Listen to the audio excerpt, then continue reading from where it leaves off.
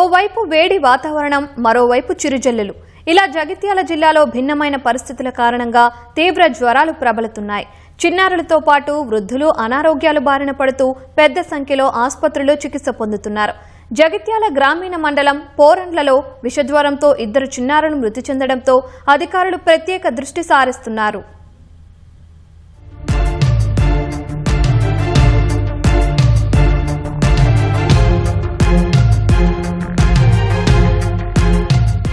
జగిత్యాల జిల్లాలో జులై నెలలో జ్వర పీడితుల సంఖ్య ఒక్కసారిగా పెరిగిపోయింది.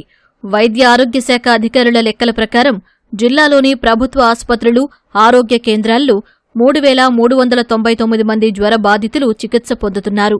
ప్రైవేటు ఆసుపత్రుల్లో 965 మంది చేరినట్లు వైద్యాధికారులు వెల్లడించారు.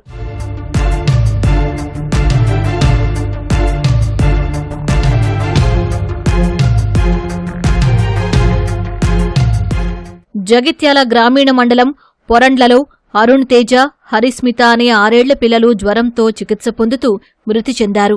దీంతో వైద్య ఆరోగ్య శాఖ గ్రామంలో వైద్య శిబిరం ఏర్పాటు చేసి మృతికి గల కారణాలు పరిశీలిస్తున్నారు. జగిత్యాల మాతా శిశు కేంద్రంలో పిల్లల వార్డులు నిండిపోయాయి. ప్రభుత్వ ఆసుపత్రిలోనూ పెద్ద సంఖ్యలో జ్వర పీడితులతో బాధితులు అల్లాడిపోతున్నారు. అంతకుముందు బాగుండే నంజు జ్వరం తలకాయకి జ్వరం వచ్చింది, కొంచెం తక్కువ అయింది. నంజు బాగుండే, బాగా తగ్గుతుంది, ఇప్పుడు తక్కువ అయింది. కొంచెం మంచిగా లేదు, చూపించిన అని కురుపులైనవి, అంత ఎలర్జీ లెక్క జ్వరం వచ్చింది. జ్వరం వస్తే ఇప్పుడు దేవుని దగ్గర తక్కువ అయింది. హాస్పిటల్లో బాగా వస్తున్నాయి సార్, బాగా అంటే విపరీతం జ్వరాలు సార్. ఎందుకంటే వర్షానికి ఈ దోమలకు బాగా వస్తుంది. ఈ వర్షాలు సగం పడక ఎప్పుడొకసారి వస్తుంది కాబట్టి ఆ వర్షం వచ్చి తగ్గితే దోమ తయారై డెంగ్యూ వ్యాధి లెక్క బాగా జమైంది సార్. విషజ్వరాలకు కారణం దోమలేనని వైద్యాధికారులు తెలిపారు. దోమల బెడద నివారణకు ప్రత్యేక జాగ్రత్తలు తీసుకోవాలని సూచిస్తున్నారు. పారిశుద్ధ్యం కారణంగా రోగాలు ప్రబలే అవకాశం ఎక్కువగా ఉంటుందని చెబుతున్నారు. వర్షాకాలం మొదలైంది. ఈ వర్షాకాలం స్టార్ట్ అయిన దగ్గర నుంచి మనకు ఈ మెయిన్గా వైరల్ ఫీవర్స్ ఒకటి, తర్వాత డెంగ్యూ ఒకటి, మలేరియా ఒకటి. ఇవి యూజువల్గా ఎందుకంటే వెక్టర్ బార్న్ డిజీజ్ అంటారు.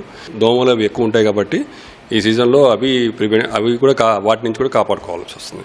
మనం నీటిని బాయిల్ చేసుకుని కాచుకుని తాగటం, లేకపోతే ఫిల్టర్ చేసుకున్న వాటర్ అయితే తాగితేనే మనకు మంచిది. ఈ సీజన్లో పిల్లలకి జ్వరాలు చాలా ఎక్కువగా ఉన్నాయి. ఈ జ్వరాల వల్ల చాలామంది ఇబ్బంది పడుతున్నారు. పిల్లల్లో జ్వరాలు వచ్చినప్పుడు ఎట్లాంటి జాగ్రత్తలు తీసుకోవాలంటే ఇంటి పరిసరాలను పరిశుభ్రంగా ఉంచుకుంటూ, అలాగే పిల్లలకి బ్యాలెన్స్డ్ డైట్, సమతుల్య ఆహారం ఇస్తూ, ప్రాబ్లమ్స్ కానీ ఫీవర్ కానీ సివియర్గా అయితే వెంటనే డాక్టర్ని సంప్రదించేటట్టు ఉండాలి. మనకి ఇక్కడ జగిత్యాల చుట్టుపక్కల ప్రాంతాల నుంచి చాలా వరకు ఏంటంటే కొద్దిగా జ్వరము, చలితో కూడిన జ్వరం, ఇట్లాంటి కేసులు, కొద్దిగా వాంతులు, విరోచనాలు అట్లాంటివి వస్తున్నాయి. వాటి కూడా మనకి రాగానే ఇమీడియట్గా మనకి కింద జనరల్ ఫిజిషియన్స్ ఉంటారు. వాళ్ళు ఇమీడియట్గా చూసి వాళ్ళకి కావాల్సిన టెస్టులు చేయించడం, ఒకవేళ అవసరం ఉంటే వాళ్ళకి పరీక్షలు చేయించి వాళ్ళని అడ్మిట్ చేయడం జరుగుతుంది. డైలీ కూడా మార్నింగ్ టైంలో, మధ్యాహ్నం, నైట్ కూడా వాళ్ళకి రౌండ్స్ చేయడం, వాళ్ళ వైటల్స్ అవన్నీ చెక్ చేయడం, వాళ్ళకి అవసరమైన బ్లడ్ టెస్ట్ చేయించేసి వాళ్ళకి ప్రాపర్గా ట్రీట్మెంట్ అంతేలాగా చూసుకుంటారు. ప్రభుత్వం జ్వరాల నియంత్రణకు తగు చర్యలు తీసుకుని వైద్య శిబిరాలు ఏర్పాటు చేయాలని జిల్లా ప్రజలు కోరుతున్నారు.